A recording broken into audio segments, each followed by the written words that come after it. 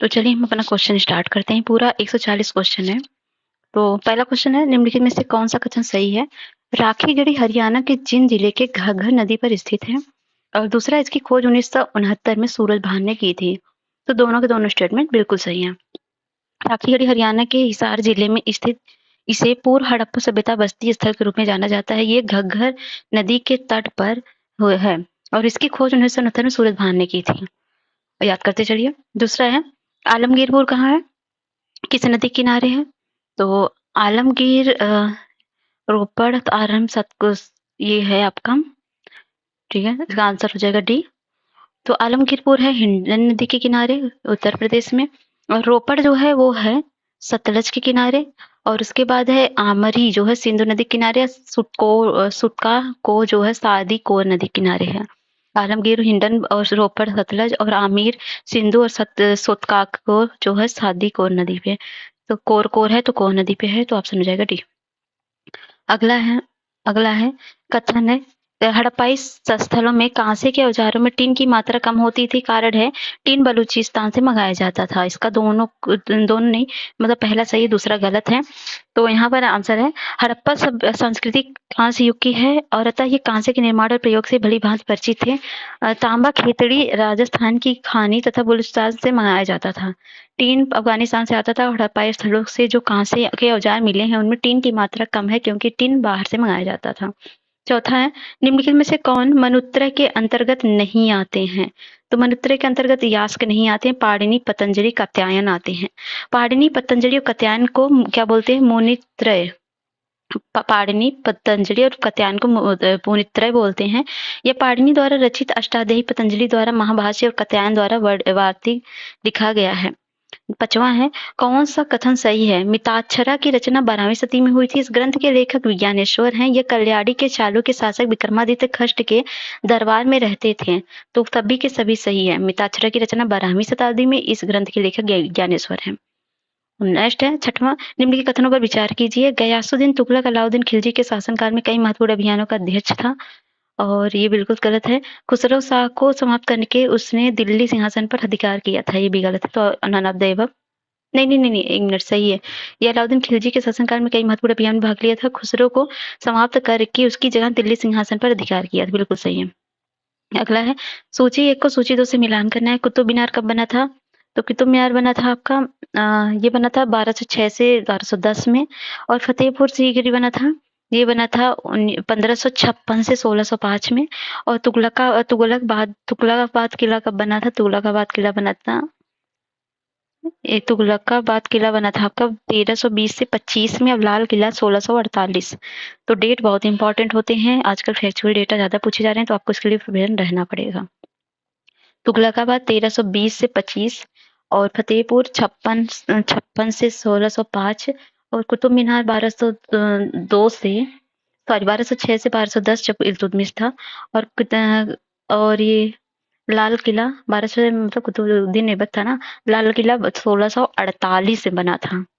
अगला, निम्नलिखित के यात्रियों को उनके क्रमानुसार व्यवस्थित कीजिए। मनुची, ट्रेवेनियर, डोमिंग पायस और इब्न बतूता। तो इसका आंसर हो जाएगा बी। 4 3 2 1। पहले इब्न बतूता आया था। इब्न बतूता मोरक्को का यात्री था, जो 1333 से 47 में मोहम्मद बिन तुगलक के शासनकाल में 1325 से 51 तक था। और ट्रेवेनियर जो था फ्रांसीसी था, ये 1638 से 63 में शाहजहां के काल में आया था। और जो मनुची जो है 1653 से 1708 में इतावली यात्री था। और डोमिंगो पायस जो था पुर्तगाली यात्री, जो विजयनगर के शासक कृष्णदेव राय के शासनकाल में आया था। तो पहले इब्न बतूता, ट्रेवेनियर, मनुची 1653 में, और ये जो डोमिंगो पायस पुर्तगाली यात्री विजयनगर शासक कृष्णदेव राय के टाइम में 1520 से 22 में आया था। निम्नलिखित में से कौन सा कथन सही है? इब्राहिम आदिल शाह द्वितीय को उसकी धर्मनिरपेक्षता में आस्था के कारण उसकी मुस्लिम प्रजा जगत गुरु कहती थी। यह बीजापुर का शासक था। तो दोनों के दोनों सही है, बिल्कुल। इब्राहिम आदिल शाह के बारे में बात है। ये बीजापुर का इब्राहिम आदिल शाह द्वितीय को उसकी धर्मनिरपेक्षता में आस्था के कारण उसकी मुस्लिम प्रजा जगत गुरु कहकर पुकारती थी, तथा गरीबों की सहायता करने के कारण से अबला बाबा या निर्धनों का मित्र भी कहा जाता था। निम्नलिखित में से कौन सा गलत है? शेख साहबुद्दीन ये सुहरावर्दिया सिलसिला से थे, और दारा सिको कदारिया सिलसिला से थे, और ख्वाजा मुइनुद्दीन चिश्ती चिश्तिया सिलसिला थे, और शेख अहमद सरहिंद ये कलंदरी से नहीं थे, बल्कि ये किससे थे, ये सुहरावर्दिया सिलसिला से थे। तो ऑप्शन डी गलत हो जाएगा। किससे थे ये, सुहरावर्दिया। ख्वाजा मुइनुद्दीन चिश्ती चिश्तिया और शेख अहमद जो थे नक्शबंदिया, शेख अहमद सरहिंदी नक्शबंदिया से थे। दारा सिको कादिरिया सिलसिला से थे, और शेख शहाबुद्दीन सुहरावर्दिया सिलसिला से थे।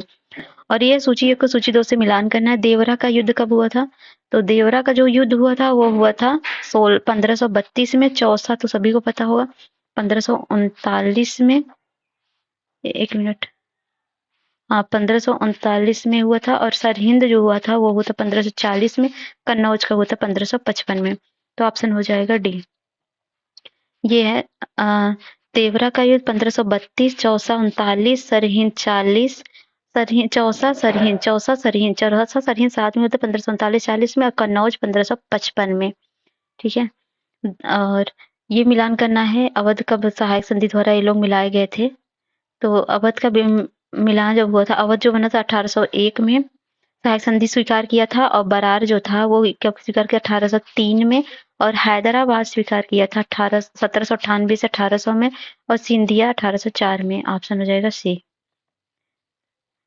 तो ये है अवध 1801, अवध 1801, अवध 1801, बरार 1803, हैदराबाद 1798 से 1800 हैदराबाद पहले हुआ था, हैदराबाद, फिर अवध, फिर बरार, फिर सिंधिया।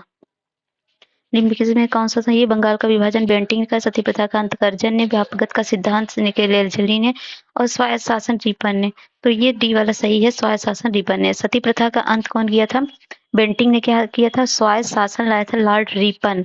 और व्यापकता सिद्धांत कौन लाया था? वो डलहौजी और बंगाल का विभाजन कर्जन। निम्नलिखित घटनाओं को उनके सही कालानुक्रम में लगाइए। तो इसका कालानुक्रम हो जाएगा बी हो जाएगा 1, 3, 2, 4। चलिए देखते हैं डेट। तो सिंध का अंग्रेज राज्य में 1843 में विलय हुआ था लॉर्ड एलन बरो। सिंध का अंग्रेज में विलय 1843, लॉर्ड एलन बरो। कुशासन के 1856 में अवध का विलीनीकरण हुआ था डलहौजी के टाइम में। लॉर्ड वेलेस्ली जो था तो 56 में अवध का विलय हुआ था, और लॉर्ड वेलेस्ली द्वारा चतुर्थ आंग्ल मैसूर युद्ध हुआ था 1799 में। लॉर्ड हेस्टिंग्स तृतीय आंग्ल मराठा युद्ध हुआ था 1817 से 1718। अगला मिलान करना है समाचार दर्पण। समाचार दर्पण कौन निकाला था? तो समाचार दर्पण जेसी मार्समैन ने। मूक नायक जो है वो है भीमराव अम्बेडकर का। हिंदुस्तानी है गंगा प्रसाद वर्मा का। काल है शिवराज महादेव परांजपे। Option D. तो समाचार पत्र है, संपादक समाचार दर्पण है जेसी मार्समैन का। मूक नायक भीमराव अम्बेडकर का, और हिंदुस्तानी है गंगा प्रसाद वर्मा का, और काल है शिवराज महादेव परांजपे का। निम्नलिखित कथन में कौन सही है? ब्रह्म समाज अवतारवाद का खंडन करता है। रामकृष्ण मिशन की स्थापना 1897 में स्वामी विवेकानंद ने किया था, और प्रार्थना समाज की स्थापना 1865 में बंबई में आचार्य केशव चंद्र सेन की प्रेरणा से आत्माराम पांडुरंग द्वारा की गई थी।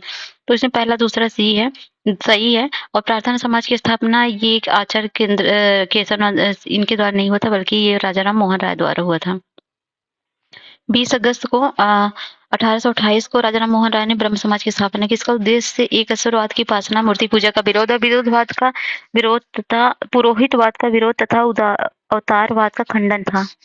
अगला है निम्नलिखित सोसाइटी को सही क्रम में व्यवस्थित कीजिए। तो कौन सा सही है? तो इसका देख लेते हैं। तो इसका हो जाएगा 4, 1, 2, 3। तो देखते हैं यहाँ पे answer. Asiatic society of Bengal 1784 में, एशियाटिक सोसाइटी ऑफ बंगाल, और एशियाटिक सोसाइटी ऑफ बॉम्बे 1804, और royal Asiatic society of Britain 1823 में, और land holder society of Bengal 1838 में। तो जो एशियाटिक था 84 में आया था। एशियाटिक सोसाइटी ऑफ बंगाल, पहले बंगाल, बॉम्बे, फिर ब्रिटेन, फिर Bengal land holder society of Bengal. तो 84 में आया था, फिर 804 में 10 उसके मतलब 20 साल बाद, 20 नहीं 30 साल बाद, 20 साल बाद, 20 साल बाद बॉम्बे बंगाल पहले, फिर बॉम्बे 20 साल बाद, फिर उसके 20 19 साल बाद ब्रिटेन का। इस तरह से आप कर लीजिए। निम्नलिखित में से कौन सा कथन सही है? मैडम कामा जी पारसी परिवार से संबंध रखती थी। उनके द्वारा लंदन में आयोजित अंतर्राष्ट्रीय सोशलिस्ट सम्मेलन में भारतीय स्वाधीनता का झंडा सर्वप्रथम फहराया गया था। मैडम कामा रासबिहारी बोस की निजी सचिव रही थी। तो ये जो है पहला सही है, बाकी दूसरा तीसरा गलत है। उन्होंने लंदन में नहीं, स्टुटगार्ट में फैलाया था। मैडम कामा का जन्म 24 सितंबर 1861 को हुआ था। उनके माता पिता पारसी थे। उनके पति रुस्तम के आर कामा से हुआ था। मैडम कामा के राष्ट्रीय आंदोलन के महान अग्रणी भारतीय नेता दादा भाई नौरोजी की निजी सचिव के रूप में सेवा की थी। 22 अगस्त 1907 को जर्मनी के स्टुटगार्ट में आयोजित अंतर्राष्ट्रीय सोशलिस्ट सम्मेलन में उन्होंने भारतीय स्वाधीनता का झंडा प्रथम बार फहराया था। 1907 में 22 अगस्त को स्टुटगार्ट में। निम्नलिखित में से किसका संबंध होम रूल लीग की स्थापना से है? एम सुब्रमण्यम एक एनी बेसेंट का है, तो एनी बेसेंट का है। अच्छा, किसका नहीं है, कुछ है क्या? किसकी अच्छा, किसका नहीं है? तो सुब्रमण्यम अय्यर थे। ये भी थे, ब्लॉट वेस्ट की नहीं थे। तिलक ने अप्रैल 1916 को एनी बेसेंट ने सितंबर अप्रैल में से तिलक ने और सितंबर में होम रूल की स्थापना एनी बेसेंट ने किया था। और इस सुब्रमण्यम अय्यर भी एनी बेसेंट की होम रूल की स्थापना संबंध थे, जबकि मैडम ब्लॉवेट्स्की तथा कर्नल अलकार्ड ने थियोसॉफिकल सोसाइटी की स्थापना 1875 में अमेरिका में की थी।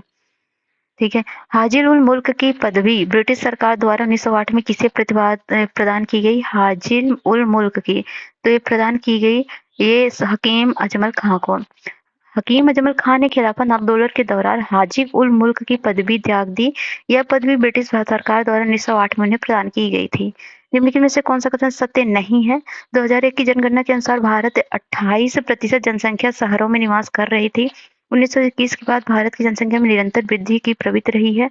2011 की जनगणना के अनुसार जनसंख्या की दृष्टि से सबसे छोटा मीडियन शहर राजकोट है, तो ये सी गलत है।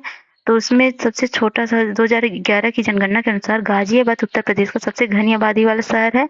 और उत्तर प्रदेश में 1961 से 71 के दौरान शहरी जनसंख्या की उच्चतम वृद्धि दर्ज की गई थी। एक मिनट। तो जनगणना 2011 के अंतिम आंकड़ों के अनुसार कोटा राजस्थान का सबसे छोटा 10 लाख का शहर है। इसमें क्या दिया है? इसमें दिया राजकोट नहीं, कोटा है। 2011 की जनगणना के अनुसार झारखंड में 3 मिलियन शहर है। सही है।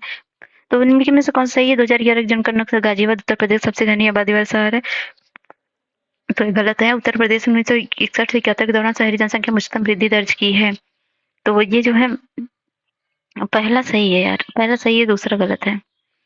तो उत्तर प्रदेश सर्वाधिक शहरी विकास दर 1971 से 81 दौरान जनसंख्या में दर्ज की गई थी।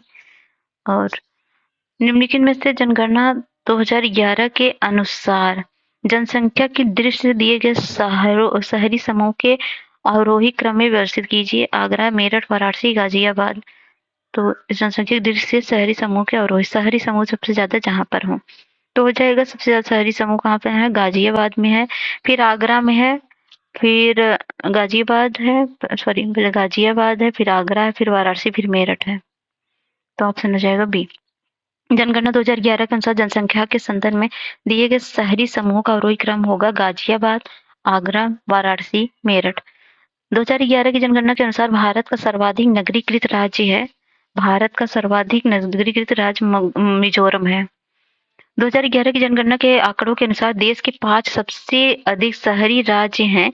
गोवा में सबसे ज्यादा 62%, फिर मिजोरम 52.1% और गोवा, मिजोरम, तमिलनाडु, केरल और महाराष्ट्र हैं। गोवा, मिजोरम, तमिलनाडु और केरल राष्ट्र। इसको आप ट्री बनाइए, GMT टाइम वाला होता है ना,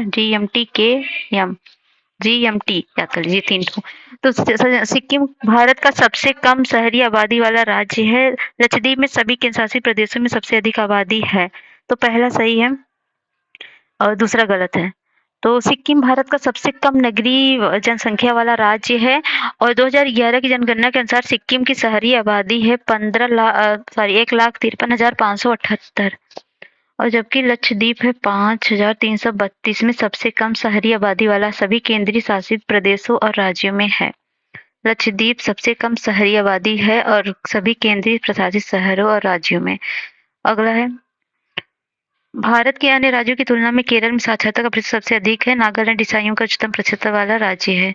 तो दोनों के दोनों सही है, लेकिन एक दूसरे की एक्सप्लेनेशन इस तरह से नहीं कर रहा है, मतलब कथन कारण की पुष्टि नहीं कर रहा है। मोरारजी देसाई मोरारजी देसाई कहाँ से थे?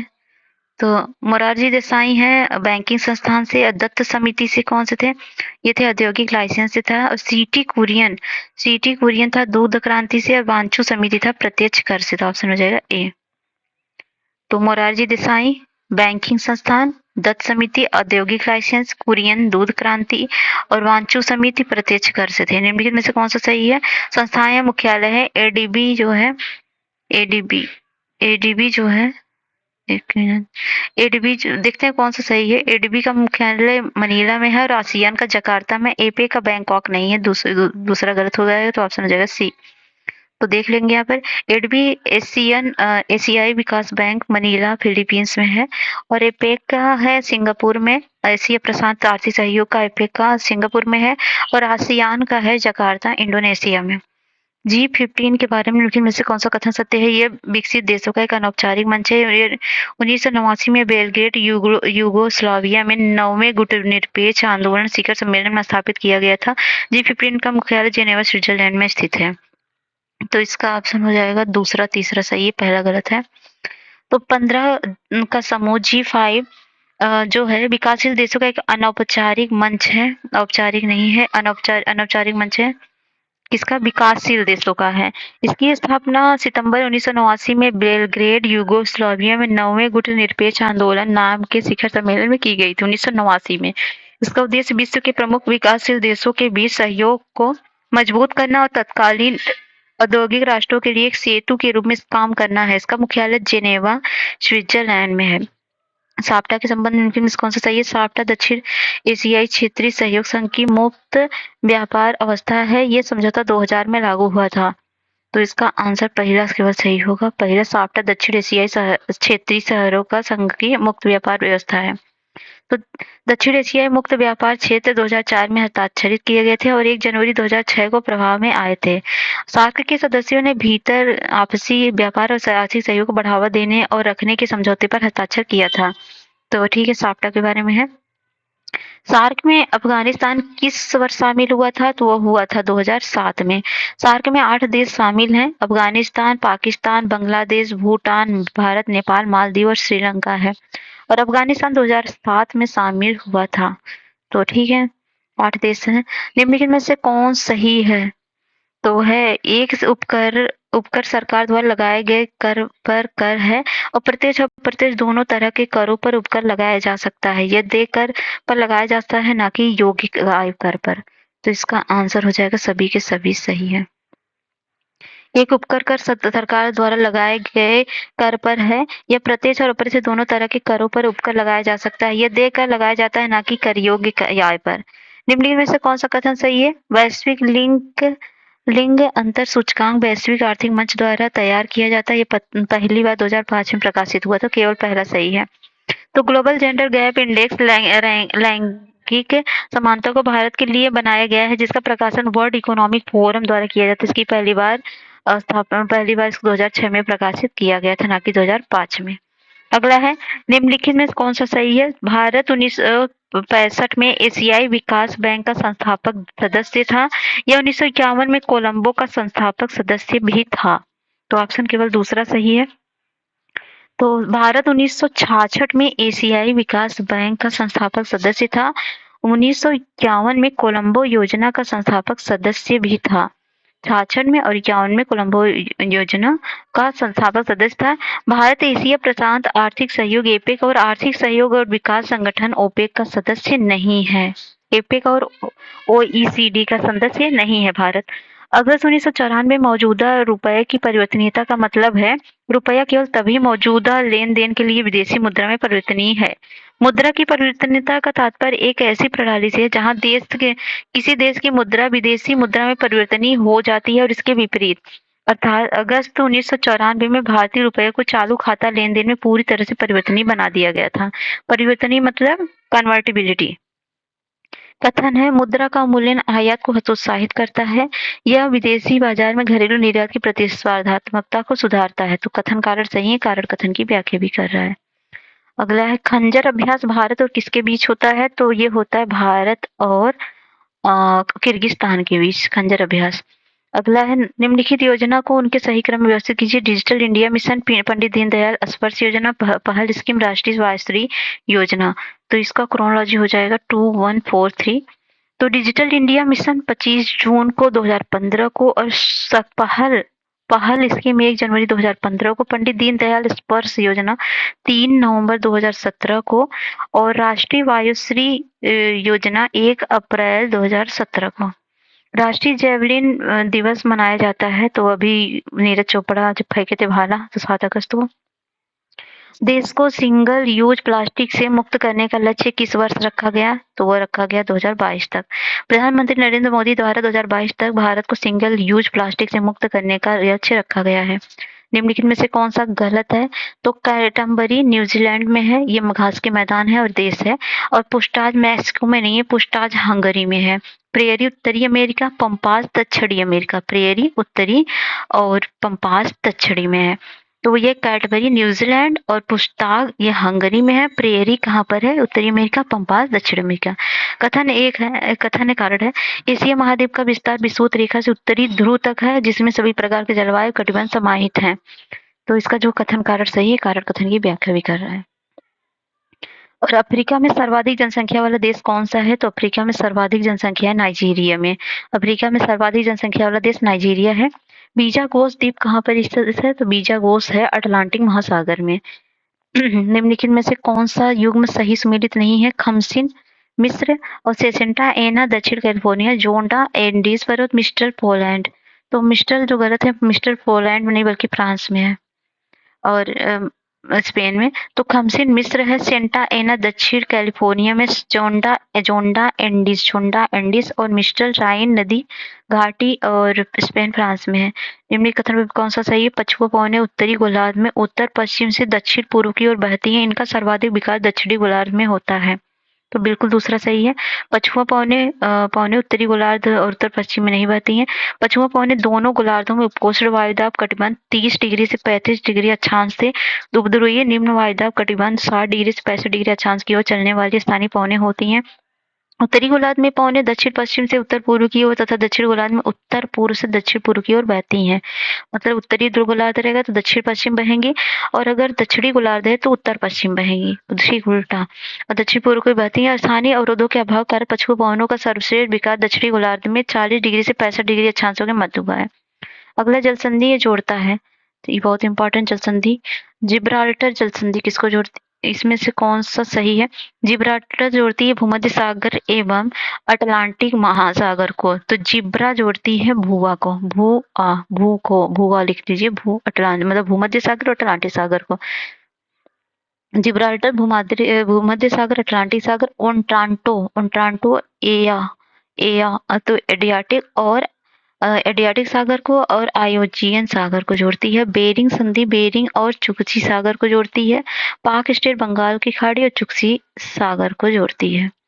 संसार का दूसरा सबसे बड़ा द्वीप कौन सा है? तो दूसरा सबसे बड़ा द्वीप है न्यू गिनी। विश्व के क्षेत्रफल की दृष्टि बड़े द्वीप हैं ग्रीनलैंड, न्यू गिनी, बोर्निया और मेडागास्कर। और सूची 1 को सूची 2 से मिलान करना है। नगर है, देश है, कनाडा में कौन सा नगर है? तो कनाडा में है टोरंटो, और टोरंटो कनाडा में है। और नाइजीरिया कहाँ पे है? तो नाइजीरिया हो जाएगी लागोस में, और ये होगा कैंडी श्रीलंका में और दाओस स्विट्जरलैंड में। तो कनाडा में है Toronto, Nigeria, Lagos, candy Sri Lanka और दाओस स्विट्जरलैंड। Option D. तो Canada, Toronto, Nigeria, Lagos, candy Sri Lanka, Davos Switzerland. तो यहाँ पर मिलान करना है। सर्बिया है बेलग्रेड में, और इक्वाडोर क्वीटो की राजधानी है क्वीटो की, और ये है थेरेवान, और आर्मेनिया मिन्स्क है। तो यहाँ पर ऑप्शन हो जाएगा बी। तो यहाँ पे देखेंगे हम इक्वाडोर की राजधानी है क्वीटो, क्वीटो इक्वाडोर, क्वीटो इक्वाडोर। और Serbia Belgrade, Serbia Belgrade, Serbia Belgrade. और आर्मेनिया येरेवान, येरेवान आर्मेनिया, रवान एरेवान, ऐसे तरह। Belarus Minsk, Belarus Minsk, Belarus Minsk. निम्नलिखित में से कौन सा सही है? अणुशक्ति है, राज्य है। कैगा नाभिकीय संयंत्र कहाँ पर, कौन सा सही पूछे? हाँ, कौन सा युग्म सही है? कैगा नाभिकीय संयंत्र महाराष्ट्र में नहीं है, ये देखेंगे हम। कैगा परमाणु संयंत्र कहाँ पर? कर्नाटक में है। और रावत भाटा कहाँ पे है? रावत भाटा कोटा राजस्थान में है। और कुडनकुलम नाभिकीय संयंत्र कहाँ पर है? कर्नाटक में है। कर्नाटक में है, गलत है। कर्नाटक में तमिलनाडु में है कुडनकुलम। और मीठी विरदी परमाणु ऊर्जा संयंत्र कहाँ पर है? ये गुजरात में, यही सही है। 53 नंबर का क्वेश्चन है, निम्नलिखित में से कौन सा सही है? बैलाडीला खान भारत में सबसे बड़ी मशीनीकृत खान है। यहाँ से हेमेटाइट लौह अयस्क का खनन किया जाता है। तो दोनों के दोनों सही हैं। तो बैलाडीला खान भारत में सबसे बड़ी मशीनीकृत खान है और यहाँ उत्पादित लौह अयस्क को विशाखापत्तनम बंदरगाह से जापान की ओर निर्यात किया जाता है। बैलाडीला खान छत्तीसगढ़ से दंतेवाड़ा जिले में स्थित है। यहाँ हेमेटाइट लौह अयस्क का खनन किया जाता है। 54 है, निम्नलिखित में से कौन सा सही नहीं है? मेंटूरवाद तमिलनाडु और पोचमपाद वाद परियोजना ये गोदावरी नदी पर है। जायकवाड़ी परियोजना पेरियार पर, कलपोंग जल विद्युत परियोजना करपोंग नदी पे है। तो इसमें सी सही नहीं है। तो ये जायकवाड़ी परियोजना है, ये है गोदावरी नदी पे, ना कि पेरियार नदी पे। और बाकी सब सही है। तो हो जाएगा मेटूर तमिलनाडु, पोचमपाद गोदावरी और जयकवाड़ ये भी गोदावरी और कलपोंग जल विद्युत ये कलपोंग नदी पे है। सिक्किम राज्य चारों ओर से घिरा है किससे? तो सिक्किम घिरा है चारों ओर से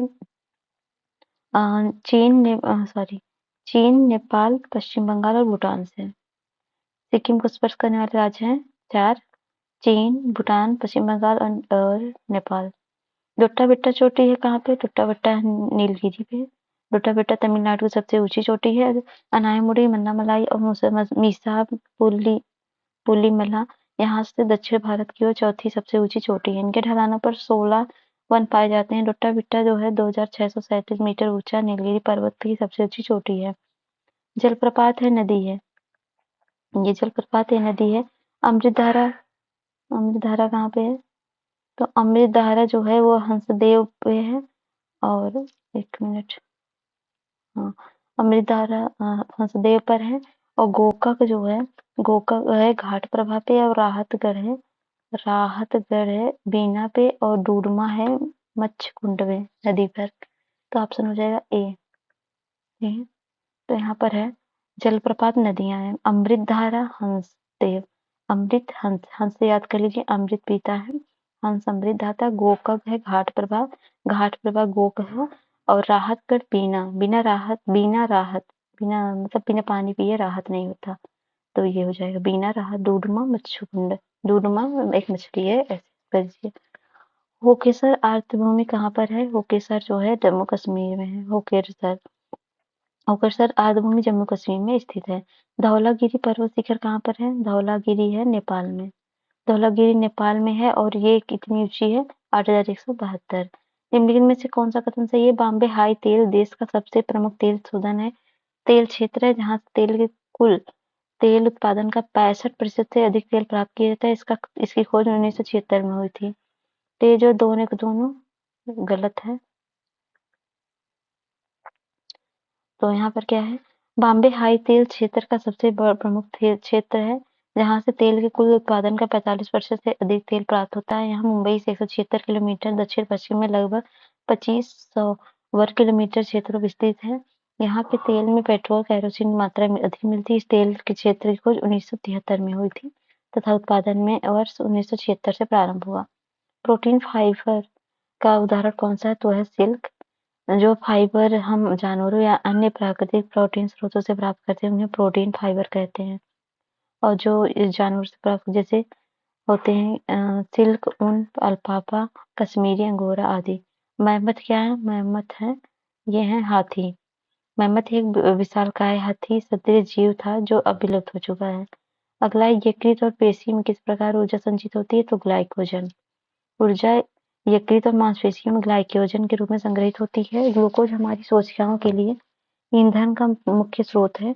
जब शरीर को ऊर्जा के लिए ग्लूकोज का उपयोग करने की आवश्यकता नहीं होती, तो हम यह यकृत और मांसपेशियों में संग्रहित करता है। ग्लूकोज का यह संग्रहित रूप कई जुड़े ग्लूकोज अणुओं से बना होता है और इसे ग्लाइकोजन कहते हैं। निम्नलिखित में से मोनोसैकेराइड नहीं है, तो ये जो है ये आपको माल्टोज मोनोसैकेराइड नहीं है। मोनोसैकेराइड कार्बोहाइड्रेट का सबसे सरल अवस्था है, जैसे ग्लूकोज, गैलेक्टोज, मैनोज, ट्राइओज आदि। इनमें से किसे मीराबिन का तेल कहा जाता है? तो ये नाइट्रोबेंजीन को मीराबिन का तेल कहा जाता है। ये नाइट्रोबेंजीन का कड़वे बादाम या कृत्रिम तेल या मीराबिन का तेल कहा जाता है, क्योंकि इसकी गंध कड़वे बादाम की तरह होती है।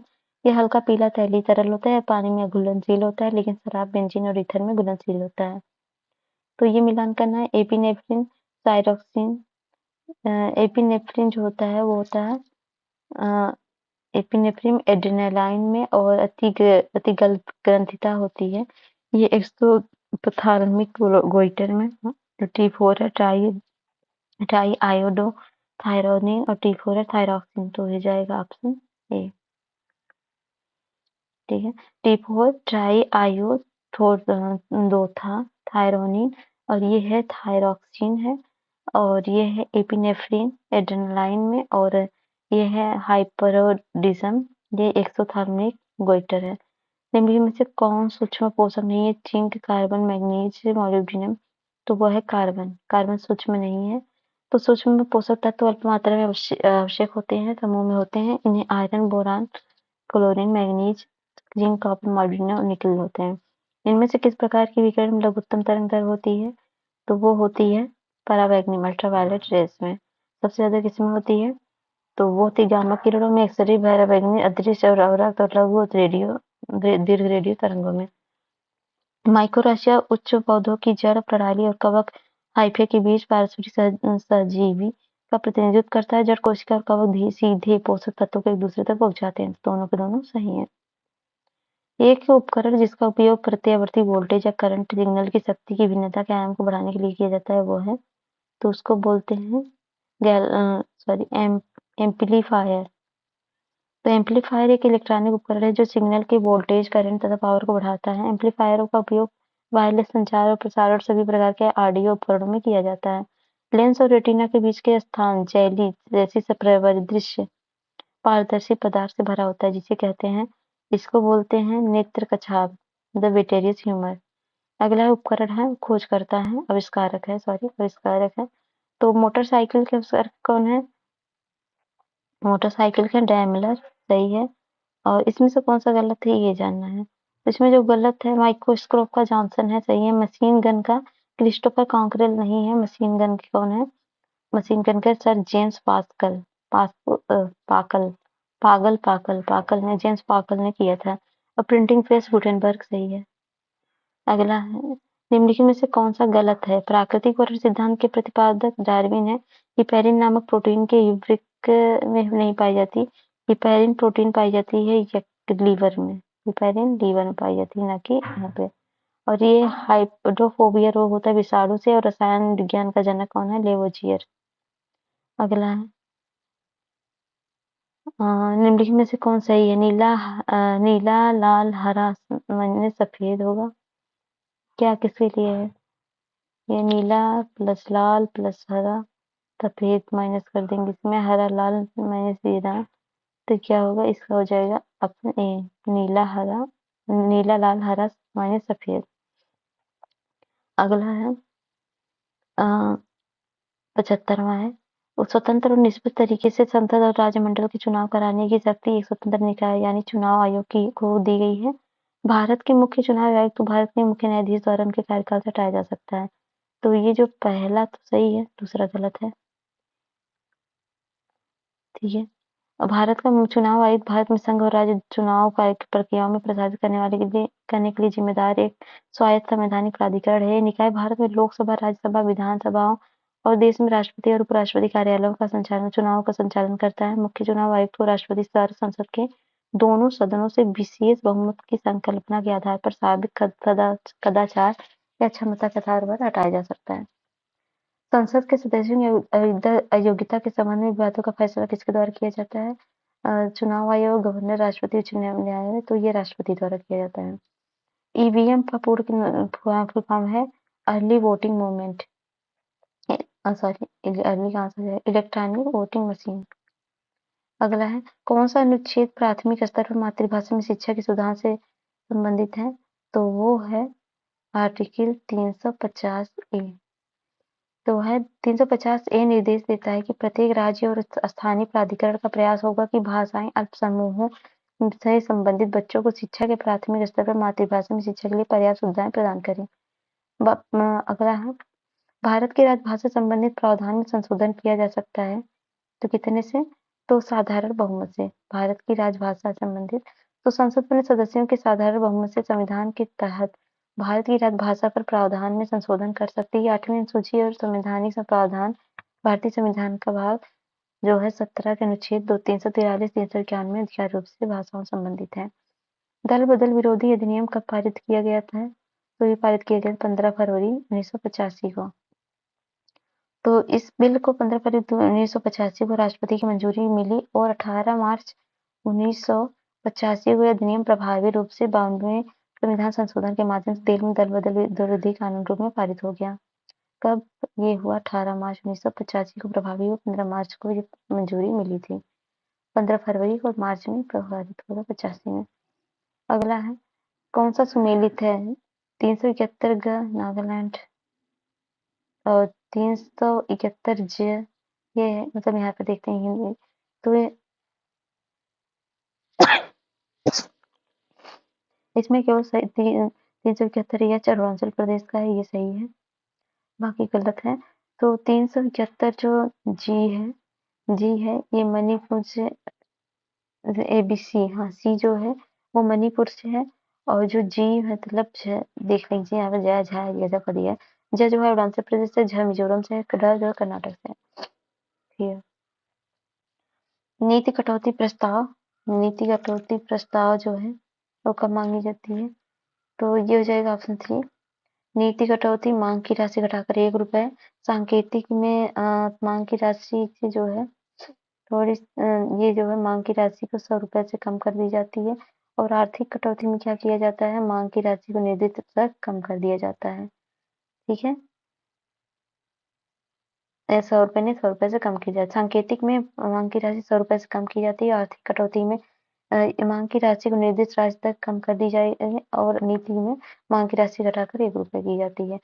निम्नलिखित में से किसे संवैधानिक दर्जा प्राप्त है? निर्वाचन आयोग को, विश्वविद्यालय अनुदान आयोग को, क्षेत्रीय परिषद नीति आयोग को, राष्ट्रीय विकास परिषद को। इसमें जो संवैधानिक दर्जा प्राप्त है केवल निर्वाचन आयोग को प्राप्त है। कौन से आर्टिकल में? 324। संवैधानिक दर्जा निम्नलिखित को प्राप्त है? निर्वाचन आयोग को। अगला है कथन कार्य भारतीय संविधान के संसद को भारत की आकस्मिकता निधि के निर्माण के लिए अधिकृत किया गया था। कारण यह नीति सरकार को पूर्व नामित व्यय करने में सक्षम बनाती है। तो दोनों के दोनों सही है। सरल कथन की व्याख्या भी कर रहा है। एक राष्ट्रीय पार्टी के रूप में पंजीकृत होने के लिए एक राजनीतिक दल को कम से कम मान्यता प्राप्त पार्टी से होना चाहिए। कितने? 4 राज्यों के। तो भारत के चुनाव आयोग के अनुसार एक राजनीतिक दल राष्ट्रीय दल के रूप में मान्यता प्राप्त करने के लिए योग्य होगा यदि वो लोकसभा में कम से कम 2% जीतती है और ये सतत से कम 3 अलग-अलग राज्यों से चुने जाते हैं या किसी भी राज्य से लोकसभा में कम से कम 4 सीटें जीतते हैं और लोकसभा या राज्य विधानसभा के आम चुनाव में किन्हीं 4 या अधिक राज्यों में डाले गए कुल वैध मतों का 6% सुरक्षित करते हैं। अखिल भारतीय सेवाओं का जनक किसे कहा जाता है? तो कहा जाता है वल्लभ भाई पटेल को। अगला निम्नलिखित और क्या राष्ट्रीय अनुसूचित जाति आयोग के संबंध में सही है? तो क्या सही है? तो इनमें केवल पहला सही है, एक संवैधानिक निकाय है और ये तो गलत है, ये भी गलत। 27वां संविधान संशोधन नहीं है अनुसूचित जाति के लिए।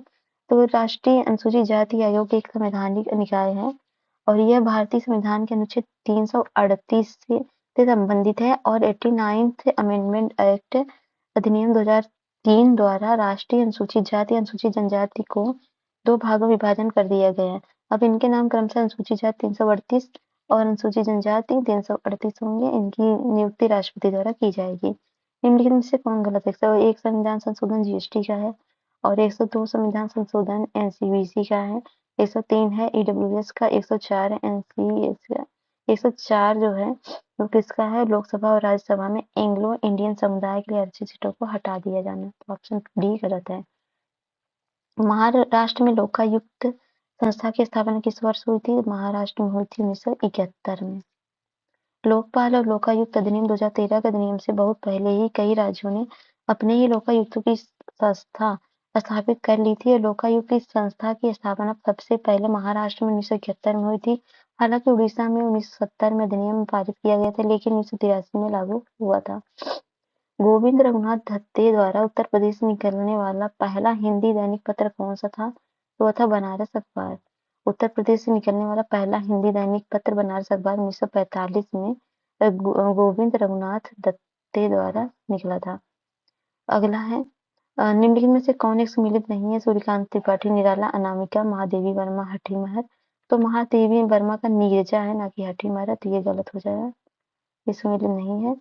और हरिवंश राय बच्चों मधु कलश है, रामचंद्र शुक्ला चिंतामणि है। तो ऑप्शन हो गया बी।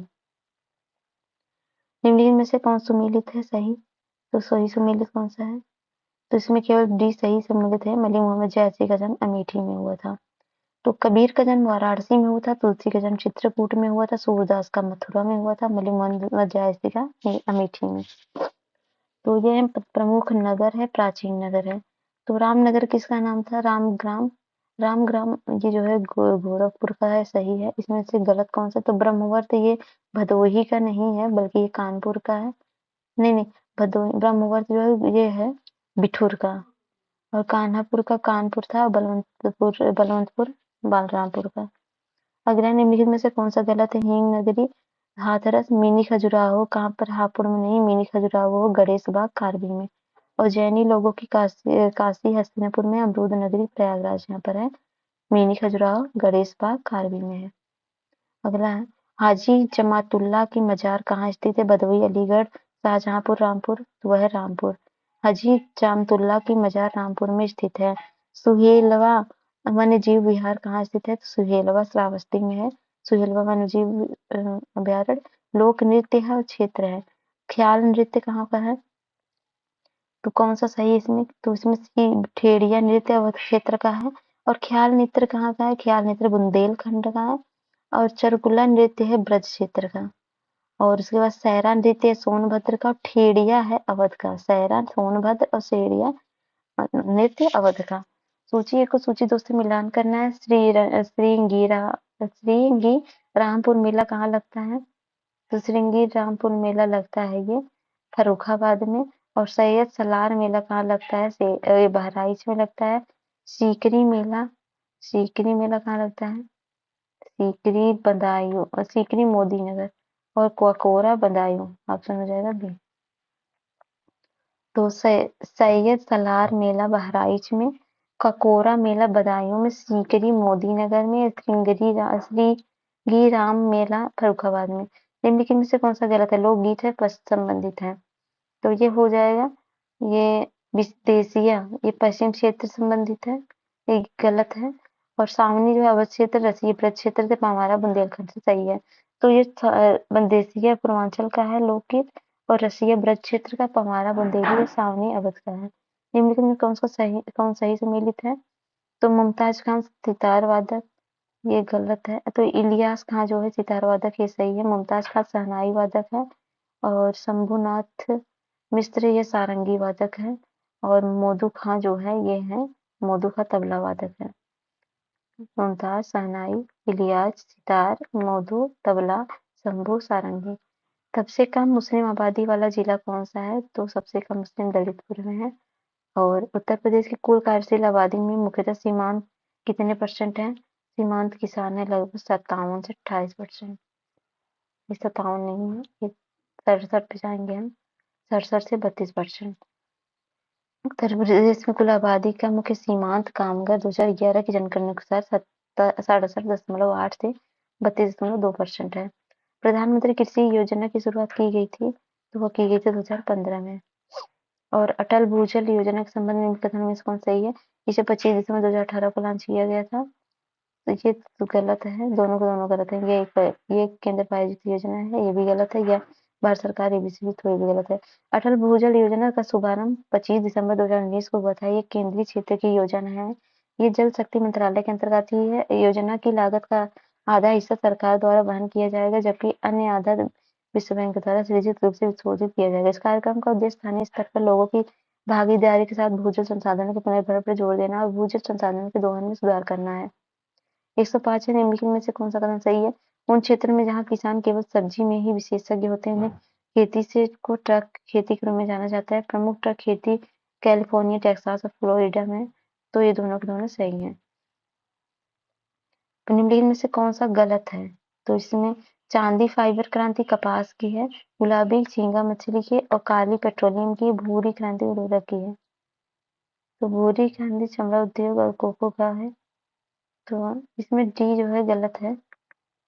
वैसे भूरी क्रांति होता है उसके लिए, लेकिन यहाँ पर दिया है चमड़ा, कोको और पारंपरिक उत्पाद, तो देख सकते हैं।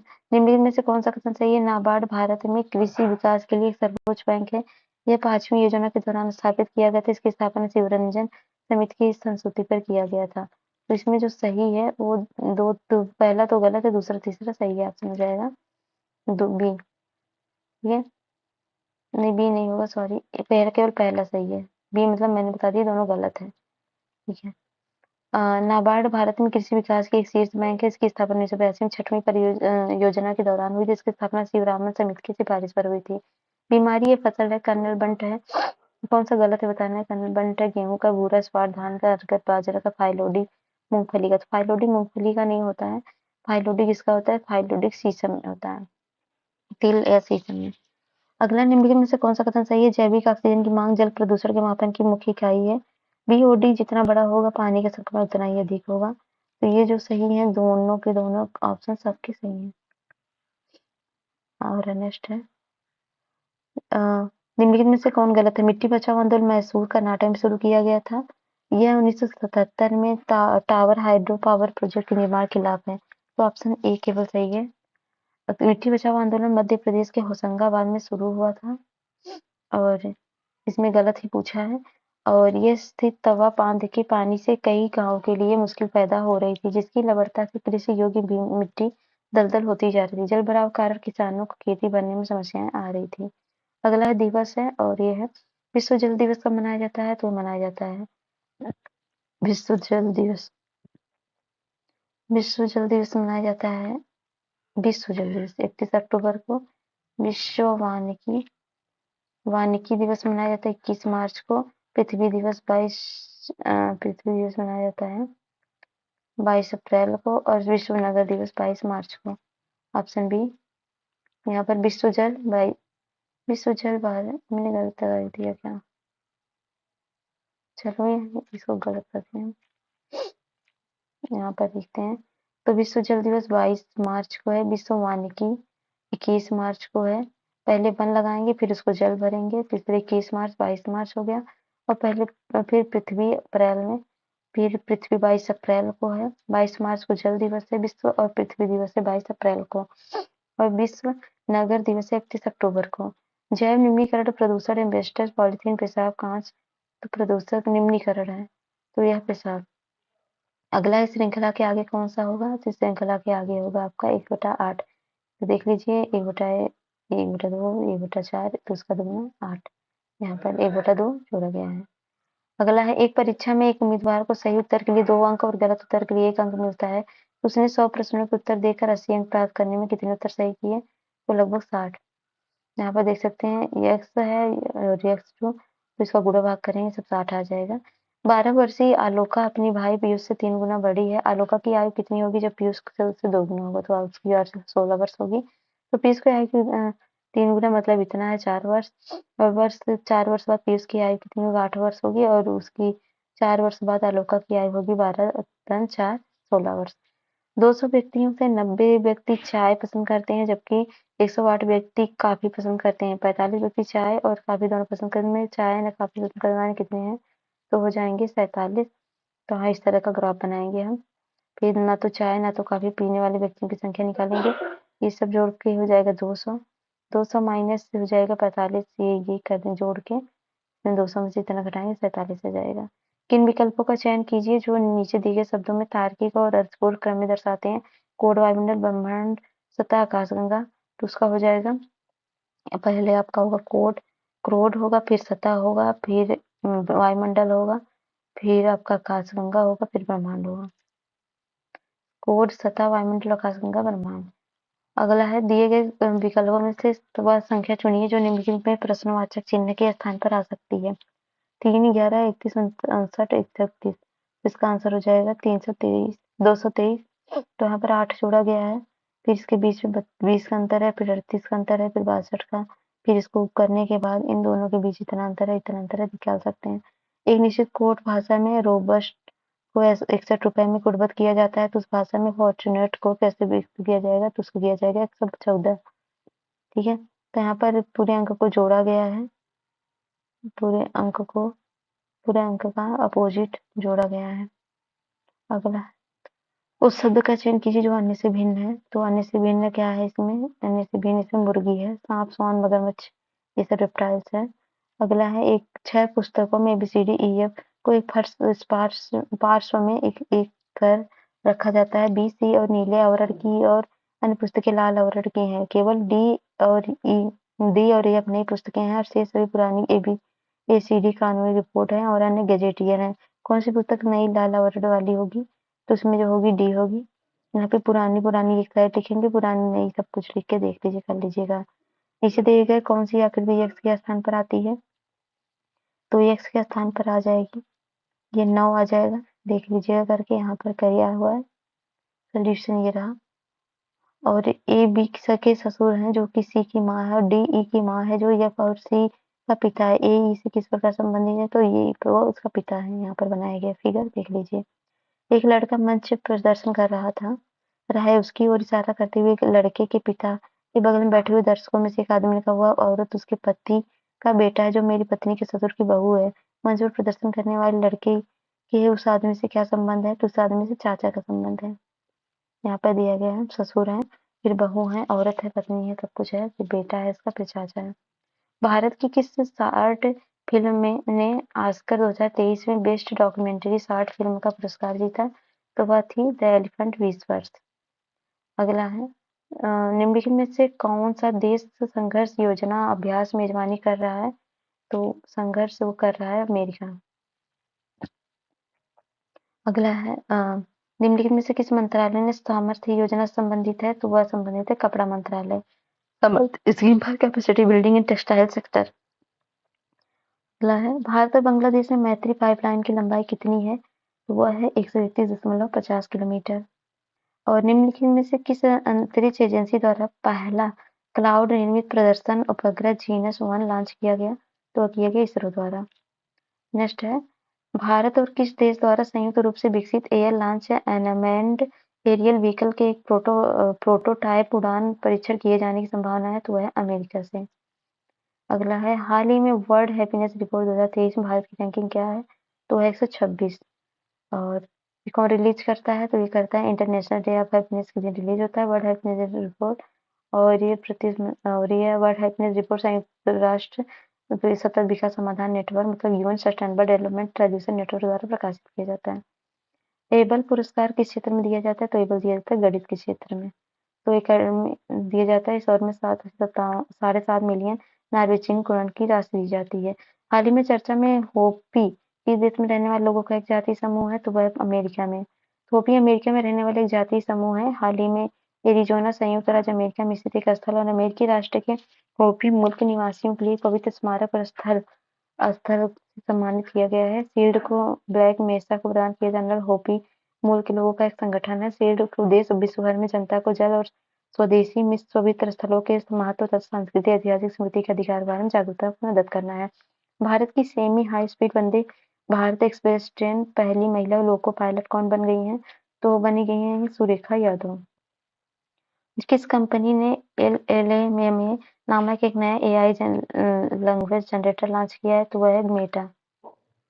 अगला है हाल ही में भारत और किस देश के भारतीय रुपए में व्यापार करने पर सहमति की है? तो वह की गई है मलेशिया के साथ। हाल ही में विदेश मंत्रालय ने घोषणा की कि भारत और मलेशिया भारतीय रुपये में व्यापार को प्रोत्साहित करने के लिए सहमत हो गए हैं। किस संस्थान के शोधकर्ताओं ने एक कृत्रिम हृदय तैयार किया जो हृदय रोग संबंधी समस्याओं से जूझ रहे लोगों के लिए मददगार साबित होगा? तो वह है आईआईटी कानपुर। किस राज्य केंद्रशासित प्रदेश में नव वर्ष को चिन्हित करने के लिए लोसर महोत्सव मनाया जाता है? तो वो मनाया जाता है लद्दाख में। तो लद्दाख में लद्दाखी नव वर्ष को चिन्हित करने के लिए लोसर महोत्सव मनाया जाता है। यह त्योहार लद्दाखी वन का वर्ष का प्रतीक है और लद्दाख में बौद्धों के लिए एक साथ आने वाले अपनी सांस्कृतिक विरासत का जश्न मनाने का एक महत्वपूर्ण समय है। निम्नलिखित में से किस केंद्र शासित प्रदेश में स्थित पैंगोंग त्सो झील ने सबसे ऊंची फ्रोजन लेक मैराथन में पहली बार आधिकारिक तौर पर गिनीज बुक ऑफ रिकॉर्ड्स में अपना नाम दर्ज कराया है? तो वह है लद्दाख। केंद्र शासित प्रदेश लद्दाख पैंगोंग झील ने फ्रोजन लेक मैराथन को पहली बार आधिकारिक तौर पर Guinness book of world record में सबसे ऊंची फ्रोजन लेक मैराथन के रूप में शामिल किया है। समुद्र तल से 4,350 मीटर की ऊंचाई पर स्थित विश्व का प्रसिद्ध पैंगोंग झील का इसका आयोजन 20 फरवरी 2023 को किया गया। निम्नलिखित में से किस राज्य केंद्र शासित प्रदेश में G20 सदस्यों और अतिथि देशों की जीवंतता और विविधता को प्रदर्शित करने के उद्देश्य से फ्लावर फेस्टिवल का आयोजन किया गया? तो किया गया दिल्ली में। नेक्स्ट है, खत्म हो गया ये, यहाँ पे पढ़ लीजिए। कैसा लगा क्वेश्चन बताइए जरूर। कैसा लगा लाइक सब्सक्राइब करिए। मिलते हैं नेक्स्ट वीडियो में, तब लीजिए।